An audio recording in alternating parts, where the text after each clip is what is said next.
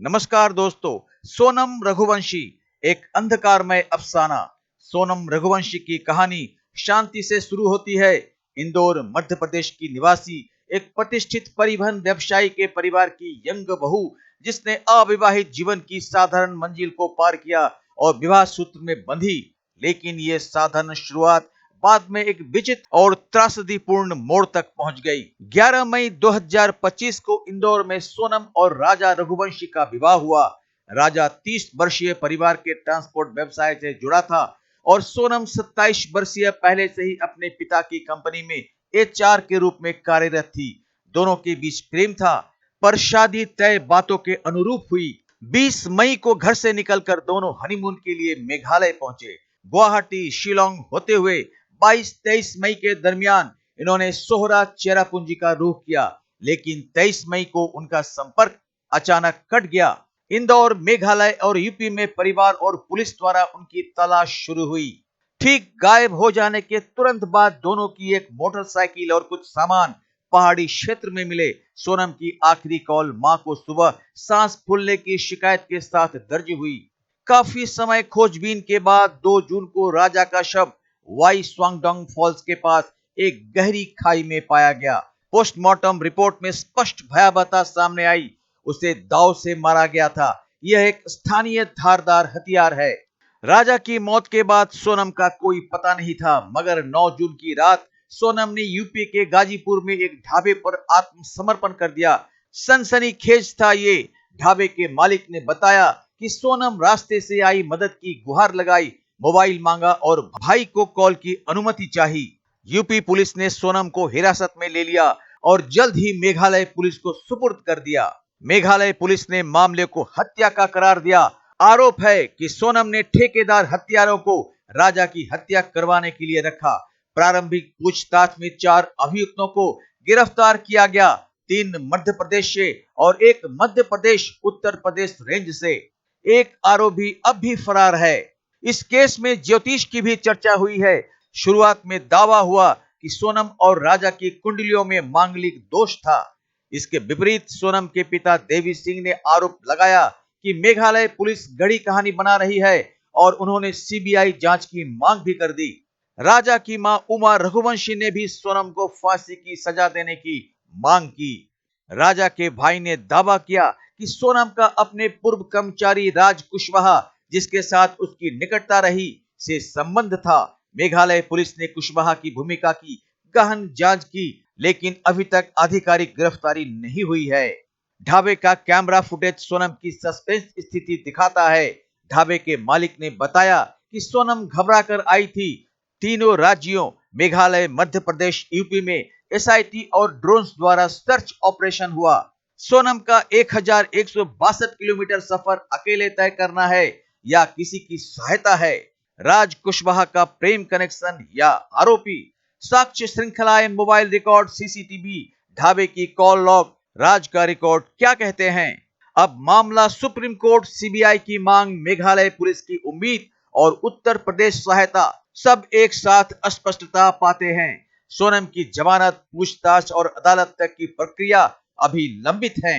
आसार यह है कि एक साधारण प्रेम कथा, शादी, हनीमून अचानक हत्या में बदली।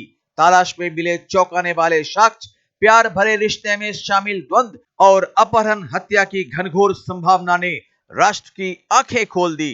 मैच्योरिटी की अर्थ नहीं, मगर यह कहानी हमें याद दिलाती है कि रिश्तों की गिरावट कितनी भयावह बन सकती है, खासकर जब व्यक्ति दबाव, प्यार, स्वार्थ और नियत के बीच कहीं फंस जाए। घटनाक्रम और समय सीमा इस प्रकार है। शादी और हनीमून 11 से 23 मई 2025। 11 मई 2025 इंदौर मध्य प्रदेश में राजा 29 और सोनम 27 का शानदार विवाह संपन्न हुआ। 20 मई ये हनीमून के लिए मेघालय रवाना हुए। 22 मई शिलोंग के एक होम स्टे में सीसीटीवी में जोड़े की उपस्थिति दर्ज होती है। 23 मई की दोपहर सोनम ने मां को बताया कि वह झरनों के पास घूम रही है और सांस में तकलीफ होने लगी है। इसके बाद उनका संपर्क टूट गया। 25 मई को एक रेंट की स्कूटी सड़क के किनारे मिली, जिसके बाद स्थानीय पुलिस, एनडीआरएफ एवं अन्य एजेंसियों ने ढूंढ खोज शुरू की। परिवार ने अपहरण, मानव तस्करी और लूट की संभावना जताई। 2 जून पुलिस ड्रोन ने वाई शाओडांग फॉल्स के पास गहरी खाई में राजा का शव बरामद किया। खरीदे गए हत्या का हथियार दाव के साथ। 4 जून पोस्टमार्टम रिपोर्ट ने पुष्टि की कि हत्या दाव से की गई है।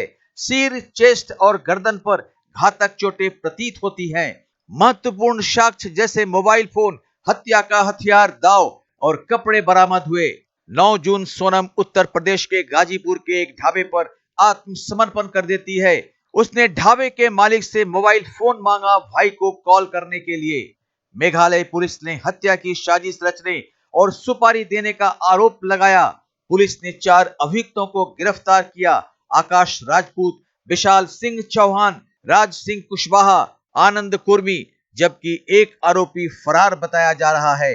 सोनम ने हत्या के लिए अंडरटेकरों को पैसा दिए और इन 4 अभियुक्तों ने इस बात की पुष्टि भी की है। हत्या समझदारी से की गई थी। हत्या हेतु दाव, लौकी जैसी लाठी का उपयोग किया गया। मेघालय डीजीपी और सीएम कोरांड संगमा ने विशेष एसआईटी गठन की पुष्टि की। एनडीआरएफ, ड्रोन, एसडीआरएफ, एसओटी सहित विभिन्न एजेंसियां खोजबीन में सक्रिय रही। सीसीटीवी फुटेज का सहारा लेकर प्लानिंग का प्रमाण जुटाया गया। परिवार ने दावा किया कि राजा के ताबीज, अंगूठी, पर्स समेत कीमती सामान गायब थे और यह हत्या से जुड़ा डरा भरा मामला है, न कि आत्महत्या। राजा की मां फांसी की मांग कर रही है, जबकि भाई ने सीबीआई जांच की मांग उठाई। परिवार के विरोध ने स्थानीय जांच की विश्वसनीयता पर सवाल खड़े कर दिए। सोनम पर हत्या का साजिश 120B और हत्या 302 का आरोप है। यदि पुलिस के पास पैसे देने, बातचीत या भुगतान की तकनीकी जानकारी नहीं है, तो यह बचाव का सहारा हो सकता है। आत्मसमर्पण, मानसिक दबाव और विरोधी मीडिया ट्रायल से वकील समर्थन तर्क पेश कर सकते हैं। कोर्ट की अगली सुनवाई में आरोपी के बयान, तकनीकी डिटेल्स और जांच एजेंसियों की सहमति महत्वपूर्ण होगी। राजा रघुवंशी की हत्या का मामला बेहद दिल दहलाने वाला और योजना प्रधान दिखाई दे रहा है। शुरुआती सीसीटीवी, ड्रोन साक्ष्य, पोस्टमार्टम, हथियार बरामदगी से पुलिस का दावा मजबूत लगता है। वहीं परिवार की सीबीआई की मांग, फांसी की गुहार और दलितों की विश्वसनीयता को चुनौती देने से केस राजनीति और न्याय प्रक्रिया दोनों में उलझ गया है। अब अदालत में साजिश और सुपारी लेने के तार को साबित करना अभियोजन पक्ष के लिए निर्णायक भूमिका निभाएगा। आत्मसमर्पण और कई तकनीकी पहलुओं के मद्देनजर सोनम का बचाव पक्ष भी कानूनी लड़ाई में मजबूत रह सकता है। हमें इंतजार रहेगा कि कानून का निर्णय किस ओर जाता है। तो आज बस इतना ही, मिलते हैं अगली वीडियो में। तब तक जय हिंद, जय भारत।